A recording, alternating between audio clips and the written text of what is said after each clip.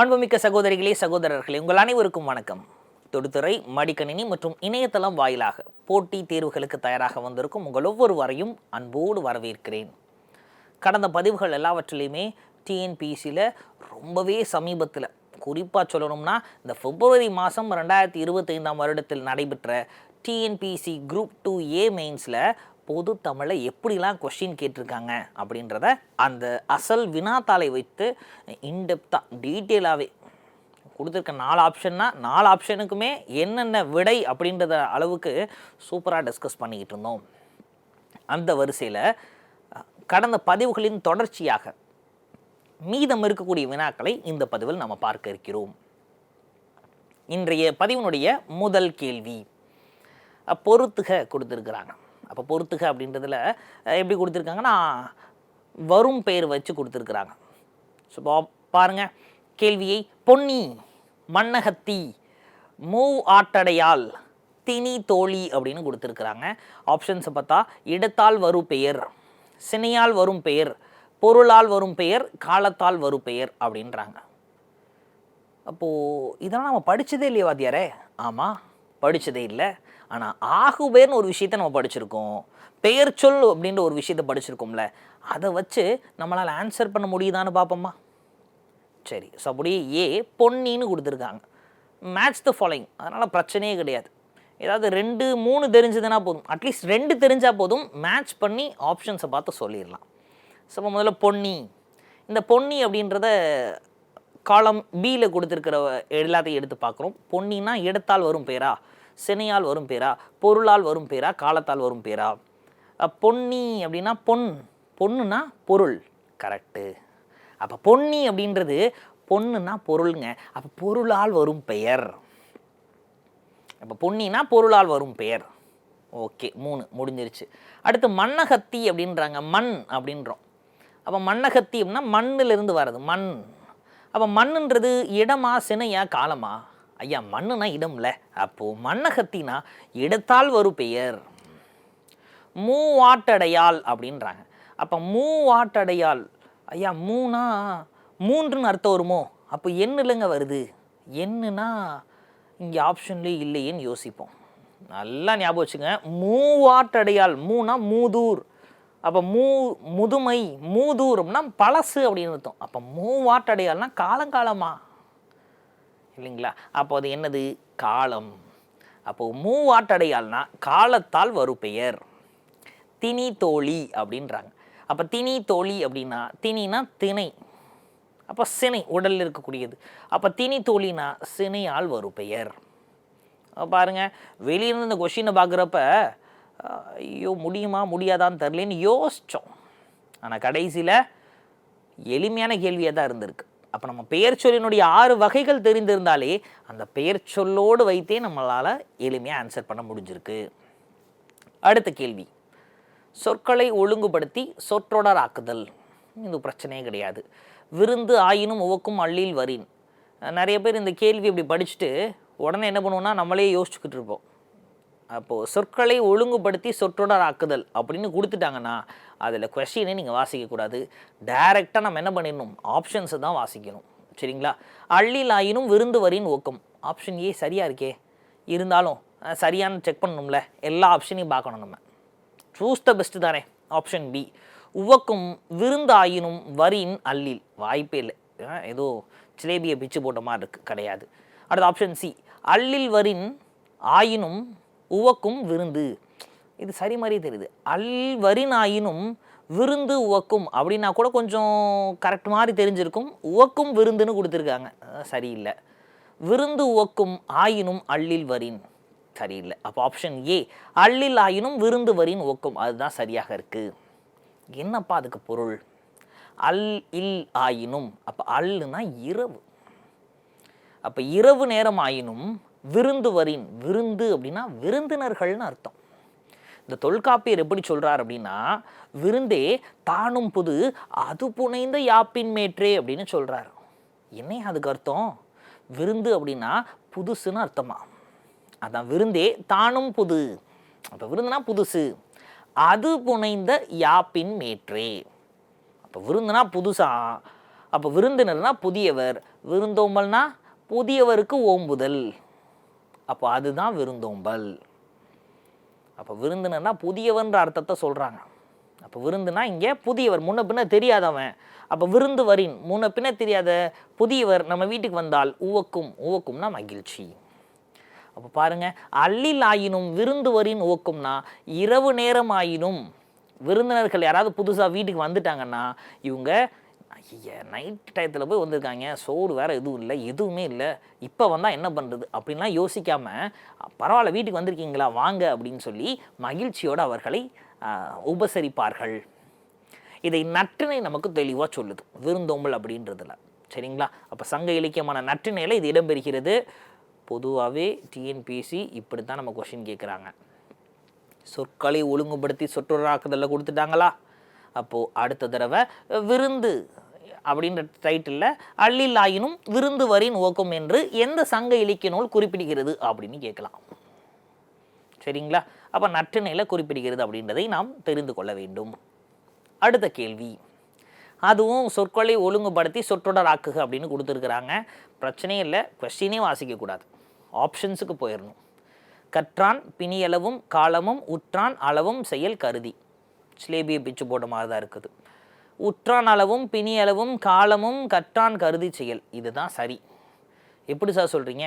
அங்கே பாருங்கள், அந்த உண்மை தொகை நல்லா பயன்படுத்தியிருக்காங்க. உற்றான் அளவும் பிணி அளவும் காலமும். அப்போ 3 உம்முன்னு வரிசையாக வருது. அப்போ இதுதான் ஆன்சர். இருந்தாலும் மற்ற 2 ஆப்ஷனையும் நான் செக் பண்ணிக்கிறேன், எது சரின்னு தெரியணும் இல்லைங்களா? அப்போ எங்கேயும் பாருங்கள், காலமும் பிணி அளவும் உற்றான் கற்றான் கருதி செயல் அளவும், அந்த உண்மை தொகை வரிசையாக வரல, ஆப்ஷன் சி கிடையாதப்ப. பிணியளவும் வந்துருச்சு, கருதி செயல் காலமும் கற்றான் அளவும் உற்றான், இங்கேயும் உண்மை தொகை வரிசையாக வரல. அப்போது இந்த உம் அப்படின்றது எண்ணுண்மை அப்படின்னு சொல்கிறோம். அதை உண்மை தொகைன்னு சொல்லியிருக்கக்கூடாது, எண்ணுண்மை. அந்த உம்மு அப்படின்றது வரிசையாக வரணும். அப்போது உற்றான் அளவும் பிணி அளவும் காலமும் கற்றான் கருதி செயல். நல்லா இருக்கே சார். ஆமாம், திருக்குறளிலிருந்து கொடுத்துருக்குறாங்க. அப்போ என்ன சார் இதற்கு அர்த்தம்? உற்றான் அளவும், அப்போ உற்றான்னா நோயுற்றவன், டிசீஸ்டு பர்சன், நோயாளி, அவனுடைய அளவு. அப்போது அவனுடைய அளவுனா அவன் வயசு. இதனால தான் நம்ம ஹாஸ்பிட்டல் போனோம் அப்படின்னா நம்ம பேர் சொன்னோன்னே என்ன கேட்பாங்க? என்ன வயசுன்னு கேட்பாங்க. அப்போ உற்றான் அளவும் நோயாளியினுடைய வயது, பிணி அளவும் நோய் எந்த அளவு அஃபெக்ட் ஆகிருக்கு, டெம்பரேச்சர் பார்ப்பாங்களா ஹாஸ்பிட்டல் போயிட்டோன்னா, அந்த டிசீஸ் எவ்வளோ தூரம் அஃபெக்ட் ஆகிருக்குன்னு பார்ப்பாங்க. பிணி அளவும் காலமும், எவ்வளோ நாளாக அவங்களுக்கு இந்த பிரச்சனை இருக்குது அப்படின்னு டாக்டர் கேட்பாரா? அப்போ எவ்வளோ நாளாக இருக்குது. காலமும் கற்றான், எதை கற்றான்? மருத்துவ கல்வியை கற்றான் டாக்டர். கருதி செயல், எதெல்லாம் கருதி? நோயாளியினுடைய வயசு, உற்றான் அளவும், நோய் எவ்வளவு தீவிரமாக இருக்குது, பிணியோட அளவையும், எவ்வளோ காலமாக இருக்குது காலத்தையும் கருதி. இதெல்லாத்தையும் யோசிச்சு தான் மருத்துவர் டிசைட் பண்ணுவார். ஸோ இப்போ மேபி இதை கூட அடுத்த தடவை கேட்கலாம்.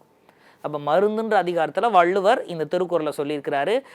நாம் இனிமேல் அடுத்தடுத்த எக்ஸாம்ஸுக்கு படிக்கிறப்ப திருக்குறளை முழுசாக வாசிச்சுக்கணும். ஏன்னா சொற்களை ஒழுங்குபடுத்தி சொற்றொடராக்குதல் அப்படின்றதுல திருக்குறள் கேட்டால் மாட்டிக்குவோம். ஏன் அப்படின்னா ஒரு சில திருக்குறள் மாற்றி வாசித்தா தான் சரி மாதிரியே தெரியும். உலகத்தோடு ஒட்ட ஒழுகல் பல கற்றும் கல்லார் அறிவிலாதார். அப்போ இதுதான் அந்த திருக்குறள். இன்னொரு தடவை சொல்கிறேன், நல்லா கவனிங்க. உலகத்தோடு ஒட்ட ஒழுகல் பல கற்றும் கல்லார் அறிவிலாதார், இதுதான் அந்த திருக்குறள். ஆனால் இந்த திருக்குறளையே நாம் மாற்றி வாசித்தா தான் பொருள் கொடுக்குற மாதிரி இருக்கும். பல கற்றும் உலகத்தோடு ஒட்ட ஒழுகல் கல்லார் அறிவிலாதார். எப்படியா? பல கற்றும் உலகத்தோடு ஒட்ட ஒழுகல் கல்லார் அறிவிலாதார், இதானே சரி? இந்த மாதிரி கொடுத்துட்டாங்கன்னா நம்ம மாட்டிக்குவோம். இப்போ புரியுதா? ஆக்சுவலாக அந்த திருக்குறளில் வள்ளுவர் எப்படி எழுதினார்? உலகத்தோடு ஒட்ட ஒழுகல் பல கற்றும் கல்லார் அறிவிலாதார் அப்படின்னு எழுதியிருக்காரு. அதே ஆர்டரில் தான் நம்ம சொற்களை ஒழுங்குபடுத்த வேண்டும். அப்போ சொற்களை நாம் அப்படித்தான் ஒழுங்குபடுத்தணும். சரிங்களா? அப்போது இனிமேல் திருக்குறளையும் ஒழுங்காக வாசிச்சுட்டு போயிடணும். அப்போ தான் சொற்களையும் நம்மளால் ஒழுங்குபடுத்தி எழுத முடியும். அடுத்த கேள்வி, வெல் அப்படின்ற வேர் சொல்லின் வினையால் அணையும் பெயர் எது அப்படின்னு கேட்குறாங்க. அப்போ வெல் அப்படின்னா வெற்றி, வென்று அப்படின்லாம் சொல்கிறோம். அப்போ இதனுடைய வினையால் அணையும் பெயர் இப்போ தான் நம்ம கொஸ்டினே வருது. இல்லைங்களா? ஓகே, அப்போது வினையால் அணையும் பெயர் அப்படின்னா என்ன அர்த்தம்? வினையால் அணையும் பெயர்னா அப்போது அந்த நபரை நேரடியாக குறிக்காமல் அந்த வினையை செய்த நபரை குறிப்பால் குறிப்பது வினையால் அணையும் பெயர். அப்போ வினையால் அணையும் பெயர்னா வினையை செய்த நபரை குறிக்கும் பெயர் அப்படின்னு அர்த்தம். சரிங்களா? அப்போது வென்று வந்தான், அப்போது ஆளை குறிக்குதே சார்? இல்லை, வென்று அப்படின்னா அது முழுசாக முடிஞ்சிருச்சு இல்லைங்களா? முற்று பெறாத வினையினை தான் யோசிக்கணும். வென்று முடிஞ்சிருச்சு. அப்போ வென்று வந்தான். அப்போ வென்று அப்படின்றது ஏதோ ஒரு வெற்றியை பற்றி சொல்கிறாங்க, ஆனால் பொருள் கொடுக்குதா? முழுசாக பொருள் கொடுக்கல. வென்று என்னடா பண்ணா? ஜெயிச்சானா? ஜெயிச்சுட்டு கம்ப்ளீட்டாக இல்லை. அப்போ அந்த வென்று அப்படின்ற வார்த்தையும் நம்ம எச்சவினை அப்படின்னு சொல்கிறோம். ஏன்னா அது ஃபுல்லாக கம்ப்ளீட் ஆகலை, மீனிங் கொடுக்கல. ஆனால் வென்றுன்னு காட்டிடுச்சு, ஆனால் ஃபுல்லாக கம்ப்ளீட் பண்ணல, ஃபுல்ஃபில் ஆகலை. அப்போ அந்த எச்சவினையை தொடர்ந்து வரக்கூடிய வார்த்தையை பார்க்குறோம். வந்தான் அப்படின்னு இருக்கு. வந்தான் அப்படின்னா வினைச்சொல். அப்போ எச்சவினையை தொடர்ந்து வினைச்சொல் வந்தால் அது வினையெச்சம். அப்போ ஆப்ஷன் ஏ வினையெச்சம். வெல் என்ற வேர்ச்சொல்லின் வினையெச்சம் எதுன்னு கேட்டால் ஆப்ஷன் ஏ வென்று வந்தான். சரிங்களா? ரைட். அடுத்து ஆப்ஷன் பியை பார்க்குறோம். வென்றவன். வினையால் அணையும் பேர்னா அந்த நபரை குறிக்கணும்ல. அப்போ வெல்னா வென்றவன், வென்றானை. அப்போது வென்றவன், வென்றானை ரெண்டுமே சரி. ஆப்ஷனில் வென்றவன் இருக்குது, அதை எடுத்துக்கிறோம். கிளியராக்குறோமா? அப்போ வெற்றி பெற்ற, வெற்றி பெறும் அப்படின்றதெல்லாம் நம்ம எடுத்துக்க முடியாது. அது பெயரெச்சமும் கிடையாது, வினையெச்சத்துலேயே வரல. கிளியராக்குறோமா? எஸ். ஸோ அப்போது இங்கே என்ன ஆகுது சார் அப்படின்னா, வினையால் அணையும் பெயர்னு கேட்டிருக்காங்க. சிம்பிளாக ஒரு சின்ன ட்ரிக்கை ஞாபகம் வச்சுக்கோங்க. வினையால் அணையும் பெயர் அப்படின்றத கேட்டுட்டாங்கன்னா வண்ணுன்னு முடியும், இல்லைனா நை ஐன்னு முடியும். சரிங்களா? வென்றவன், நடந்தவன், படித்தவன், பழகியவன் அப்படின்னு வன் வன் வன் அப்படின்னு முடியும்.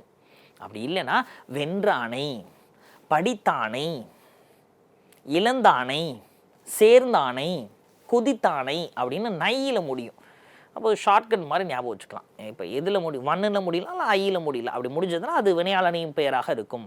பாருங்கள், வினையால் அணை ஐ வந்துச்சுல, அப்போ ஐயில் முடியும். அப்படி கூட ஞாபகம் வச்சுக்கோங்க. அடுத்த கேள்வி, உருகண் என்ற சொல்லின் வேர்ச்சொல் கண்டறி.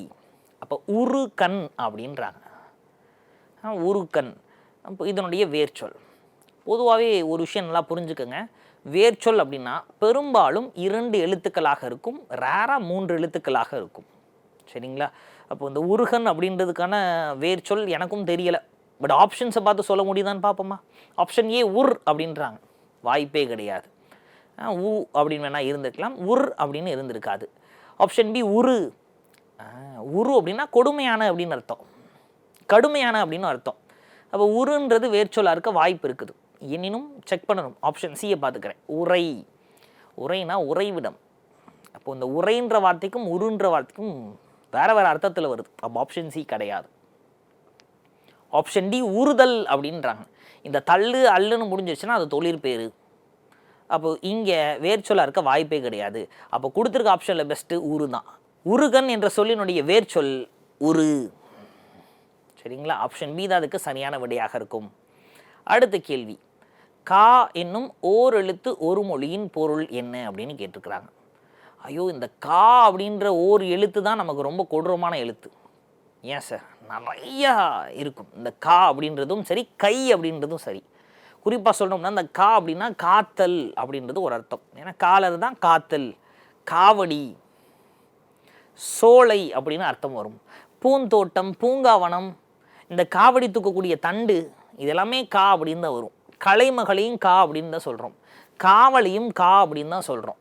பாதுகாப்பு, ஏன்னா காவல்னா பாதுகாப்பு வந்துடுதுல, பாதுகாப்பு, துலாக்கோள், இது எல்லாமே கா அப்படின்னு தான் சொல்கிறாங்க.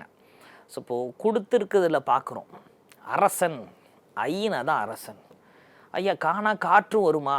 இல்லைங்க, காற்று அப்படின்றது வராது. அது வ அப்படின்ற சொல்லுக்கு வேணால் வழி, காற்று அப்படின்னு வரும். ஒரு எழுத்து ஒரு மல்ல வேணா காற்றுன்னு வருது. ஆனால் காணா காற்று கிடையாது. காவல், காவடி அப்படின்றதுலாம் தான் காலை வருமே தவிர காற்று வராது. அப்போ காப்பாற்றுறது, காவடி, காவல் இதெல்லாம் தான் வருது. அப்போ காற்று வராது சார்.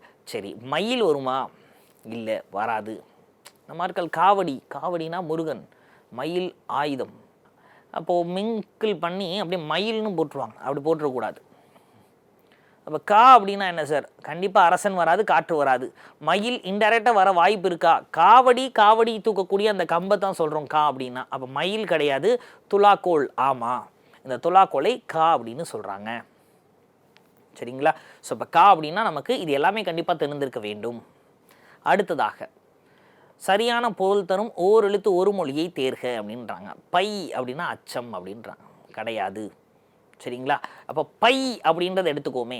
இந்த பை அப்படின்றதுக்கே நிறைய அர்த்தங்கள் நமக்கு தெரியும், பை அப்படின்னாலே, இல்லைங்களா? ஸோ இப்போ பை அப்படின்னா என்னென்ன அர்த்தங்கள் இருக்கும் நமக்கு? கைப்பை அப்படின்னு எடுத்துக்கலாம், பசுமை அப்படின்னு எடுத்துக்கலாம், அழகு, சுடர், சாக்கு, நிறம். பாம்பு படம் எடுக்கிறதுக்கு கூட பையின்னு தான் சொல்கிறாங்க. மந்த குணத்தையும் பை அப்படின்னு தான் சொல்கிறாங்க. சட்டை பையையும் சொல்கிறாங்க, இளமையும் பை அப்படின்றாங்க. அப்போ பை அப்படின்னா இது எல்லாத்தையுமே சொல்கிறாங்க. இதில் கொடுத்துருக்கபடி அச்சம் அப்படின்றது வரவே வராது, வாய்ப்பே இல்லை. அடுத்து பா அப்படின்னா தொண்டி அப்படின்றாங்க. பா அப்படின்னா தொண்டி. அப்படியா? பா அப்படின்னா அழகுன்னு அர்த்தம், பாட்டுன்னு அர்த்தம், பரப்பளவு அப்படின்னு அர்த்தம், தூய்மைன்னு அர்த்தம். காப்பு இருக்கு இல்லையா, அந்த காப்பையும் பா அப்படின்னு சொல்கிறாங்க. நூலையும் பா, பாம்பு பஞ்சை கூட பான்னு சொல்கிறாங்க. அப்போது நமக்கு ஆப்ஷன்ஸில் கொடுத்த மாதிரி பானா தொண்டி அப்படின்றதுக்கு வாய்ப்பே கிடையாது. அதையும் எலிமினேட் பண்ணுறோம்.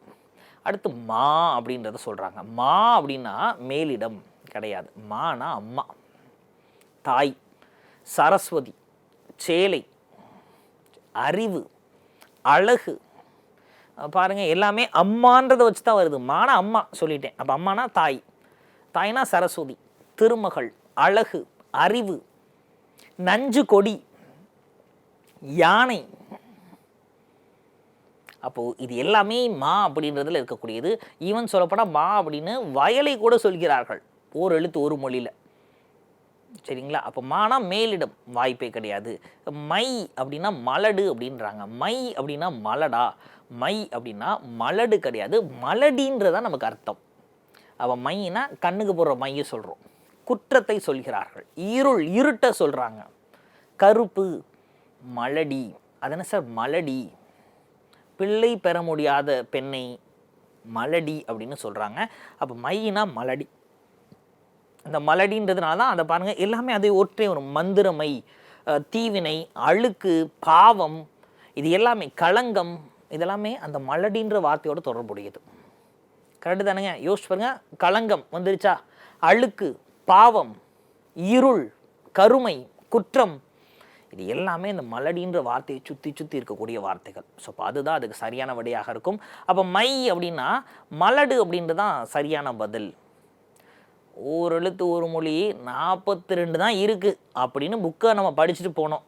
ஆனால் மெயின்ஸில் ஓர் எழுத்து ஒரு மொழி நன்னூலை இயற்றிய பவனந்தி சொன்ன மாதிரி 42 கிடையாதுப்பா, தொல்காப்பியர் சொன்ன மாதிரி 68 அப்படின்றதுக்கு ஏற்ற மாதிரி கொஸ்டின் கேட்டு வச்சுருக்கிறாங்க. அப்போ நாமளும் என்ன செய்ய வேண்டும்? அதுக்கு ஏற்ற மாதிரி படிச்சுட்டு போயிடணும். சரி, அடுத்த கேள்வி. ஒளி வேறுபாடு அறிந்து சரியான விடையை தெரிவு செய்க அப்படின்னு சொல்லி கொடுத்துருக்குறாங்க. அது ஏன்னா ஒளி வேறுபாடு அறிந்து சரியான பதில் மயங்கொலி எழுத்துக்கள்லேருந்து கொடுத்துருக்குறாங்க. வெளி அப்படின்னு கொடுத்துருக்குறாங்க, வெள்ளி அப்படின்னு கொடுத்துருக்காங்க. வெள்ளி மற்றும் வெளி ஈஸியாக புரிகிற மாதிரி தான் இருக்குது இல்லைங்களா? எஸ், ஆப்ஷன் இல்லை, அந்த சியில் கொடுத்துருக்கக்கூடிய வெள்ளி அப்படின்னா நமக்கு நல்லாவே தெரியும். அப்போ வெள்ளினா என்னது? வெள்ளி, சில்வர். அப்போ வெள்ளின்றது ஒரு உலோகம் அப்படின்றது தெரியும். ஆப்ஷன்ஸை பார்க்குறோம். இப்போ உலோகம் தெரியும்ல, ஆப்ஷன்ஸை பார்த்தா அறிவின்மை, ஆகாயம், பலி, சிற்றேலம் அப்படின்னு கொடுத்துருக்குறாங்க. என்னடா வெள்ளினா உலோகம்ன்றதே காணா. சரி, இருந்துட்டு போகுது. ஸோ அடுத்து டியில் கொடுத்துருக்க வெளினால் நமக்கு என்னன்னு தெரியும். வெளினா வெளிப்புறம், அப்போ புறம் அப்படின்றத எடுத்துக்கலாம். அப்பா, தெரிஞ்ச வார்த்தை. பார்க்குறோம் எங்கே பாருக்கு, வெளினா புறம்ன்ற அர்த்தத்தில் ஏதாவது இருக்கா அப்படின்னு. அப்போ வெளினா புறம்ன்ற அர்த்தத்தில் அறிவின்மை, ஆகாயம், பலி, சிற்றேலம் இல்லவே இல்லை. சிக்கிட்டோம். சரி, அவங்க கொடுத்துருக்க வகர லகரம் ஏல கொடுத்துருக்க வெளி அப்படின்றத எடுத்து பார்ப்போமா? அந்த வெளின்றதுக்கு அர்த்தம் நமக்கு தெரியுமா? ஐயா, வெளி அர்த்தமே தெரியலையா? சரி, பியில் கொடுத்துருக்க வெள்ளின்னா அர்த்தம் தெரியுமா? ஐயா, வெள்ளினாலும் அர்த்தம் தெரியலையே. நமக்கு தெரிஞ்சது வெள்ளி அப்படின்னா சியில் கொடுத்துருக்க வெள்ளி, வெள்ளினா அது ஒரு உலோகன்றது தெரியும். டியில் கொடுத்துருக்க வெளி அப்படின்னா புறம், வெளியே அப்படின்னு தெரியும். ஆனால் இந்த கேள்வியை எப்படி பதில் அளிக்கிறது? எல்லாமே தெரியாதது. அப்போ மயங்கொலி எழுத்துக்கள் டஃப்பாக கேட்டிருக்கிறாங்க, கடினமாகத்தான் கேட்டிருக்கிறாங்க. அப்போ என்ன சார் பண்ணுறது? சிம்பிள், படித்ததை யூட்டிலைஸ் பண்ணணும்ல. வெளினா என்னது? புறம். அப்போ அறிவின்மை, ஆகாயம், பலி, சிற்றேலம், இது நாளில் ஏதாவது புறம் சார்ந்து இருக்கா அப்படின்றத நான் பார்க்குறேன். நல்லா புரிஞ்சுக்கோங்க, இது நாளில் ஏதாவது புறம் சார்ந்து இருக்கிறதா அப்படின்னு. அப்போ வெளி அப்படின்னா புறம் சார்ந்து இருக்கிற மாதிரின்னா ஆகாயத்தை சொல்லலாம். ஏன்னா வானம் வெளியே, ஆகாயம் கரெக்டாக. அப்போ அது ஒன்று நான் டீகோட் பண்ணிட்டேன். அப்போ வெளி அப்படின்னா ஆகாயம். அப்போ டிக்கு நேராக 2 இருக்க மாதிரி இருக்கா? இருக்குது. 2 ஆப்ஷனில் கொடுத்துருக்குறாங்க. ஆப்ஷன் பி, ஆப்ஷன் சி 2 இருக்குது. சரி, அப்போது 4 ஆப்ஷனில் பாருங்கள், வெளினா நான் டீகோட் பண்ணிட்டேன். அதை வச்சு 4ல் 2 ஆப்ஷன் நான் செலக்ட் பண்ணியாச்சு. இப்போது அடுத்து நான் செக் பண்ணி பார்க்க போகிறேன் வேறு ஏதாவது பண்ணலாமா அப்படின்னு. அப்போ வெள்ளி அப்படின்னா என்னன்றதை பார்க்குறோம். ஆகாயம் காலி முடிஞ்சிருச்சு. வெள்ளினா பலின்றது எடுத்துக்கலாமா, சிற்றேலம்னு எடுத்துக்கலாமா, அறிவின்மைன்னு எடுத்துக்கலாமா? அப்போ வெள்ளி அப்படின்னா இந்த வெள்ளி அப்படின்றதை நாம் வெள்ளி பொருளாக எடுத்துக்கலாம், வெள்ளிக்கிழமையாக எடுத்துக்கொள்ளலாம். எடுத்துக்கலாமா? சரி. அப்போது தங்கம், வெள்ளி இது 2ல் எது ஆடம்பரம்? தங்கம். அப்போ வெள்ளி அதை விட கொஞ்சம் கம்மியாக இருக்குது. உலோகங்களில் வெள்ளி கம்மி தானே தங்கத்தை கம்பேர் பண்ணுறப்ப. அப்போது சிற்றேலம் அப்படின்றதை எடுத்துக்கலாம். ஆனால் பலி அப்படின்றது உறுதியாக வராது, எளிமை பண்ணிட்டோம். அறிவின்மையாக சிற்றேலமா என்னன்னு எனக்கு தெரியலை, யோசிக்கிறேன். அறிவின்மை எடுக்கலாமா, சிற்றேலம்னு எடுக்கலாமா? அப்போ அறிவின்மை அப்படின்றத நம்ம எடுத்துக்கிறோம். ஏன்னா கிழமைகளின் அடிப்படையில் வெள்ளியை நம்ம அறிவின்மை அப்படின்றத எடுத்துக்கிறாங்க. சரி, ஸோ 7 கொடுத்துருக்க வெளி, அதுக்கு என்ன சார் எடுக்கிறது? அப்போது ஆகாயம் மட்டும்தான் கரெக்டாக காலி. அறிவின்மை நம்ம கெஸ் பண்ணி வச்சுருக்கோம், இன்னும் தெளிவாக முடிவு பண்ணல இல்லைங்களா? மேபி அறிவின்மையாக இருக்கலாம், அப்படி இல்லைன்னா சிற்றேலமாக இருக்கும் வெள்ளி அப்படின்னா. ஆனால் வெளி அப்படின்றத பலி அப்படின்றதோட லிங்க் பண்ண முடியுதனால வெளினா பலி வாய்ப்பு இருக்குது. அப்போ ஏக்கு 3 அப்படின்றத பார்க்குறோம். ஏக்கு 3 கன்ஃபார்ம் பண்ணுறேன். ஏக்கு 3 வெளினா பலி, அதே மாதிரி வெளினா ஆகாயம், அதை மேட்ச் பண்ணோம் அப்படின்னாலே நமக்கு ஆப்ஷன் சி சரியான விடையாக இருக்கும். பாருங்கள், தெரியாத கேள்விகளை நம்ம என்ன செய்கிறோம்னா நமக்கு தெரிஞ்ச விஷயத்தை வச்சு அனலைஸ் பண்ணி சொல்கிறோம். ஸோ அப்போ வெளி அப்படின்னா பலி, வெள்ளி அப்படின்னா சிற்றேலம் அப்படின்றது அர்த்தம். வெள்ளி அப்படின்னா அறிவின்மை, நம்ம கரெக்டாக தான் கெஸ் பண்ணியிருக்கோம். வெள்ளினா அப்போ அறிவின்மை, வெளி அப்படின்னா வெளியே ஆகாயம். அப்போ மயங்கொலி எழுத்துக்கள் ஓர் எழுத்து ஒரு மொழி கடினமாக கேட்டிருக்கிறாங்க, நாம் தெளிவாக படித்திருக்க வேண்டும். சரி, அடுத்த கேள்வி. நாட்டிலஸ் என்னும் சொல்லின் தமிழ் சொல் எது அப்படின்னு கேட்டிருக்காங்க. ஸோ நாட்டிலஸ் அப்படின்னா நத்தையினுடைய வகை நாட்டிலஸ் அப்படின்வாங்க. ஃபிஷ் அப்படின்னா மீன் வகை. ப்ரான் அப்படின்றது இறால் வகையில் இருக்கக்கூடியது. சரிங்களா? லாப்ஸ்டர், ப்ரான் அப்படின்னு.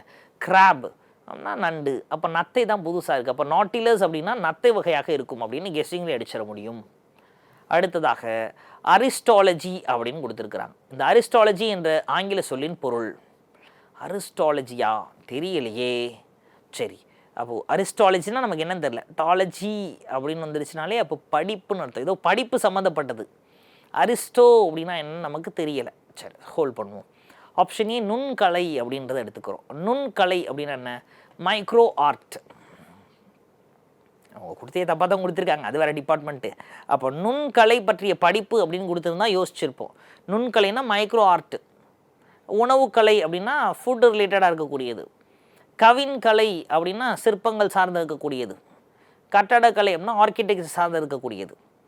அப்போ இந்த அரிஸ்டோ ஆர்கிடெக்சர் வாய்ப்பு கிடையாது. நுண்ணா மைக்ரோ, அதுக்கும் வாய்ப்பு கிடையாது. கவின் கலை அப்படின்னா ஸ்கல்ப்சிங், அதுக்கும் வாய்ப்பு கிடையாது. ஸோ ஏசிடி எல்லாத்தையும் எலிமினேட் பண்ணிட்டோம். உணவு கலைக்கான சரியான வார்த்தை தான் நமக்கு தெரியலை. அப்போ ஆப்ஷன் பி அரிஸ்டாலஜி அப்படின்றது உணவு கலை அப்படின்றதாக இருக்கும். கிளியர் ஆக்குறோமா? எஸ். ஸோ இப்போ டிஎன்பிசி சிலபஸ் மாற்றினதுக்கப்புறம் கூட என்ன பண்ணியிருக்காங்கன்னா 5 கேள்விகள் கலைச்சொற்கள் அறிவோம் அப்படின்றதுலேருந்து கேட்குறாங்க. மொழிபெயர்ப்பில் 5 கொஸ்டின். ஸோ இப்போ இந்த மாதிரி வார்த்தைகள், அப்போ புதிய ஆங்கில வார்த்தைகளுக்கு நிகரான தமிழ் சொல்லை நாம் கண்டிப்பாக தெரிந்திருக்க வேண்டும். எங்கே சார் போய் இதெல்லாம் படிக்கிறது? ஒன்றும் பிரச்சனையே கிடையாது. அப்போது நம்ம ஸ்கூல் புக்லேயே ஒவ்வொரு இயல் முடிய என்ன பண்ணியிருக்கிறாங்க அப்படின்னா கலைச்சொல் அறிவோம் அப்படின்னு சொல்லிட்டு அந்த இயலோடு தொடர்புடைய பல்வேறு விஷயங்களை அங்கே கொடுத்துருக்குறாங்க. அப்படி கொடுக்கப்பட்ட எல்லாத்தையுமே எடுத்து வாசிச்சோனாலே ஆல்மோஸ்ட் நமக்கு ஓரளவு தெரிந்துவிடும். இப்போ நாம் டீகோட் பண்ண மாதிரி தெரியாத கேள்விகளுக்கும் படித்ததை வைத்து டீகோட் பண்ணி ஆன்சர் பண்ணிட முடியும். அடுத்த கேள்வி, சந்திப்பிழையற்ற தொடரை தேர்ந்தெடுத்து எழுதுக அப்படின்னு கொடுத்துருக்குறாங்க. இப்போ கொஞ்சம் பொறுமையாக தான் யோசிச்சு பார்க்கணும். ஆப்ஷன் ஏ பாருங்க, பொறுத்தாரை பொன்னை பொதிந்து வைத்தார் போல போற்றுவார் உலகத்தார். அப்போ பொறுத்தாரை இப்போ வருமா? ஐ, ஆமாங்க. அப்போ வல்லினம் மிகுமிடம் வல்லினம் மிக இடம் படிச்சிருக்கோம். அப்போ ஐ அப்படின்றது வந்துருச்சுன்னா இப்போ வரும். அப்போ பொறுத்தாரை இப்போ வந்துருச்சு. பொன்னை அங்கேயும் இப்போ வரணும், ஐ வந்திருக்குல, ஓகே. பொன்னை பொதிந்து வைத்தார் போல, அப்போ போல, ஆக, என அப்படின்ற வார்த்தைகளுக்கு பின்னாடி வல்லினம் வரணும். படித்தோம்ல, ஆக, என, போல அப்படின்ற வார்த்தைக்கு பின்னாடி வரணும். அப்போ இங்கே போல அப்படின்றதுக்கு பின்னாடி வல்லினத்தை கொடுக்கல. அப்போ option A eliminated. Option B பார்க்குறோம், பொறுத்தாரை பொன்னை பொதிந்து வைத்தார் போல இப்போ வந்துருச்சு. ஸோ அப்போ இங்கே வைத்தார் போல இப்போ வந்துருச்சு. ஸோ அப்போ இது சரி, சரிங்களா? எஸ். ஸோ இப்போ ஆப்ஷன் பி இதுக்கு சரியான விடையாக இருக்கும். ஆப்ஷன் சி எடுத்துக்கோம், பொறுத்தாரை ஐயும் வந்துச்சுன்னா இப்போ வந்திருக்கணும். அப்போ பொறுத்தாரை இப்போ வரலாங்க. பொன்னை பொதிந்து வைத்தார் போல போற்றுவார் ஒழுக்கத்தார், அதெல்லாம் சரி. அந்த பொறுத்தாரைக்கு அப்புறம் இப்போ வரல. ஆப்ஷன் டி எடுத்துக்கிட்டோன்னா பொறுத்தாரை பொன்னை ஐக்கு அப்புறம் இப்போ வரும்ல, அப்போ பொறுத்தாரை பொன்னை ஐக்கு அப்புறம் இப்போ வந்திருக்கணும். பாருங்கள், ஒரே ஒரு இப்பு தான், ஒவ்வொரு இடத்துல விட்டுட்டாங்க. ஆப்ஷன் பியில் மட்டும் தெளிவாக கொடுத்துருக்குறாங்க. அப்போ அதனால் ஆப்ஷன் பி தான் அதுக்கு ஆன்சர். அடுத்த கேள்வியை நோக்கி நகர்கிறோம். மீண்டும் மயங்கொழியிலிருந்தே கொடுத்துருக்குறாங்க சார். ஆலை அப்படின்னா அருகம்புல், சரிங்களா? இதழ் அப்படின்னா கௌதாரி, உழை அப்படின்னா ஆண்மான், உழை அஞ்சி ஓடுமே அப்படின்னா படிச்சிருக்கோம். அப்போ எல்லாமே சரியாக இருக்குது. ஊழை அப்படின்னா தீ நாற்றம் அப்படின்றாங்க. ஊழை அப்படின்னா தீ நாற்றமா? கிடையாது, நாற்றம் அப்படின்றத அர்த்தம். ஸோ இப்போ ஆலை, இதழ், ஊழை அப்படின்றதுல ஆப்ஷன் ஏ ஆலைன்றது அருகம்புல் சரியாக கொடுத்துருக்குறாங்க. இதழ் அப்படின்னா கௌதாரி, சரிங்களா? அதே இது சிறப்பு லகரை போட்டு இதழ் அப்படின்னு வந்தால் அது நிறைய அர்த்தங்களில் இருக்குது. பூவினுடைய இதழை குறிக்கும், வார இதழ், நாள் இதழ், கண் இமை, உதடு அப்படின்னு நிறைய விஷயங்களை குறிக்கும், இல்லைங்களா? அப்போ உழை அப்படின்னா ஆண்மான், அதுவும் சரி. ஸோ அப்போ ஆப்ஷன் டி தான் தவறாக இருக்கிறது. தீ நாற்றம் அப்படின்றது ஊழை கிடையாது, தவறாக கொடுத்துருக்குறாங்க. அடுத்த கேள்வியை நோக்கி அப்படி நகர்கிறோம். பிழையான இணையை கண்டறி, எது பிழையாக இருக்குது அப்படின்னு கேட்டிருக்கிறாங்க சார். சரி, அழகம் அப்படின்னா பன்றியினுடைய முள், இதெல்லாம் பழைய சிறப்பு தமிழில் கொடுத்துருக்குறாங்க, அங்கேருந்து கேட்டிருக்கிறாங்க. அழகம் அப்படின்னா யானையினுடைய திப்பிலி, யானை திப்பிலி. அளவன் அப்படின்னா ஆண் நண்டு. அழத்தி அப்படின்னா நெய்தல் நிலப்பெண். இது வந்து கஷ்டமான கேள்வி தான். ஆனால் நான் தான் சொன்னேனே, பழைய புக்கிலேருந்து கேட்டுருக்குறாங்கப்பா. நம்ம பழைய சிறப்பு தமிழில் பயங்கரமாக இருந்தது, அதிலேருந்து கேட்டிருக்கிறாங்க.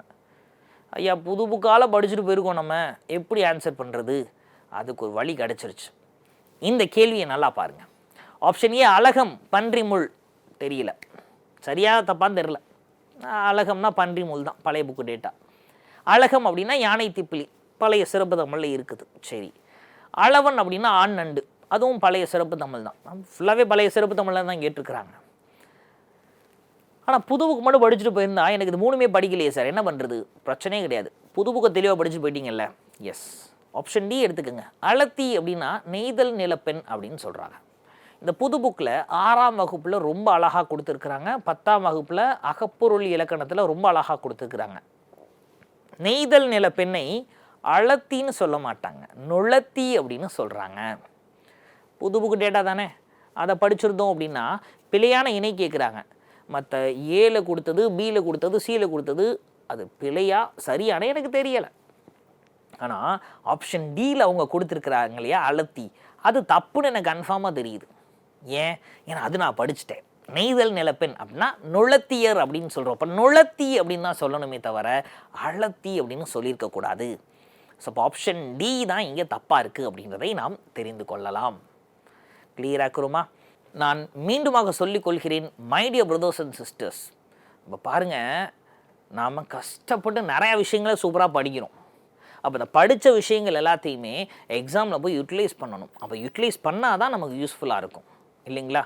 அதை விட்டுட்டு நாம் கஷ்டப்பட்டு படிச்சுட்டு ஐயோ இந்த கேள்வியை பார்த்தோன்னே இந்த கேள்வி கடினமான கேள்வியாக இருக்கே அப்படின்னு பயந்துடக்கூடாது. இந்த கேள்வியில் உண்மையில் ஆன்சர் தெரியவே இல்லை, எல்லாம் பழைய புக் டேட்டா. ஆனால் நாம் படித்த ஒரே ஒரு விஷயந்தான் நெய்தல் நிலப்பெண்ணை நுளத்தியர் அப்படின்னு படிச்சிருக்கோம். அது ஒன்று தான் தப்பாக இருக்குது. அப்போ நல்லா வாசித்து யோசித்து பார்த்தோம். நம்ம காமன் சென்ஸை வச்சு ஆன்சர் பண்ணாலே இந்த கொஷினுக்கு ஆன்சர் பண்ணிட முடியும். மீண்டுமாக இதன் தொடர்ச்சி வேறொரு பதிவில் பார்க்கலாம். நன்றி.